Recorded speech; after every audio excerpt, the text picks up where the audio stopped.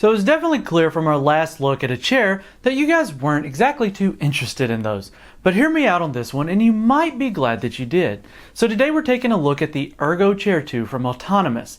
The idea here is a very comfortable office chair, but I'm using it here for my workflow and gaming sessions. And it has become, well, quite a point of contention between my wife and myself. Well, to the point where I'm having to order her one so that, well, she'll stop stealing mine while I'm out. Okay, so enough of that, and let's get on to the chair itself, starting with the packaging and assembly. Well, unfortunately, I completely missed out on taking any shots of that process, but it was simple enough with the T-handle tool that they provided, as well as a well laid out manual and screw packing. Now, let's get on to the chair. So taking things from the top, it has an adjustable headrest made of a nice breathable mesh material, just like the back of the chair, and is fully adjustable in both lateral and tilting angles to fit most people's neck and promote good neck posture by literally holding your head up for you. But be warned that those with short hair might find it trapping said hair and tugging a bit as you try to move about or if you go to get up. Nothing too concerning, but it's definitely a bit odd at first to feel the chair kind of grab onto my head. The back of the chair is one of the key highlights here.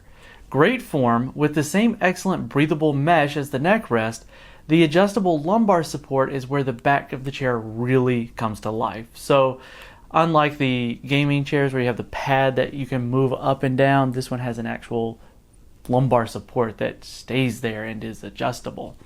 You're able to adjust the height, but unfortunately it's not adjustable in depth. That part is handled by the base, as we'll discuss later on.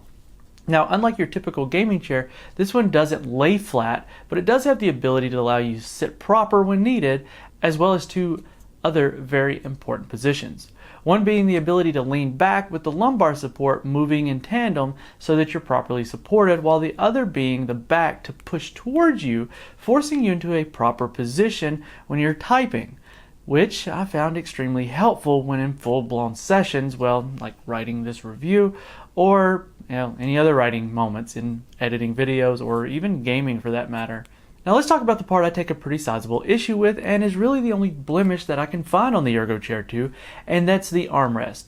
While they're very reminiscent of the type of armrest you'll find on typical gaming chairs, allowing for what they call 4D movement, giving you excellent flexibility in width, height, depth, and angle, but only the height locks in place. So with even a little force, you can move the armrest pads out of place from your perfect alignment, resulting in you to have to, well, get it right again quite often. The seat is exceptionally comfortable, even after several hours of working or gaming. If you like me, you gotta do both. It features a soft but supportive pad. While it may lack the full breathability of the mesh as the back and the neck rest, it still is quite airy in mine with, layered mesh batting fabric? I don't know how you'd say that. So that you almost feel slightly suspended. Remember whenever I said you couldn't adjust the lateral movement of the lumbar support? Yeah, well, the seat itself is where you do that. It has the ability to move the seat forward or back so that you can fine-tune the balance of the entire chair along with the back lumbar support, which is pretty nifty. Now under the seat is a plethora of levers that you use to control the various functions, as well as a nice crank to increase and decrease the tension of the back of the chair when it's able to recline, rather than having the big knob that's kind of in between your legs in the front that you have to lean over, and it's really awkward, whereas this is really nice. You just reach here and you crank it.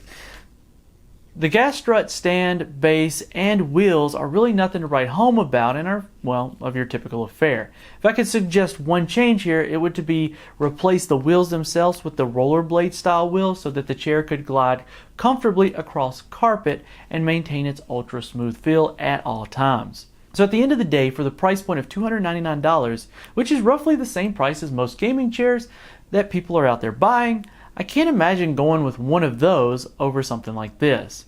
Now this may not look like it's ready for a drag race, but I know which chair I want to drag my butt into.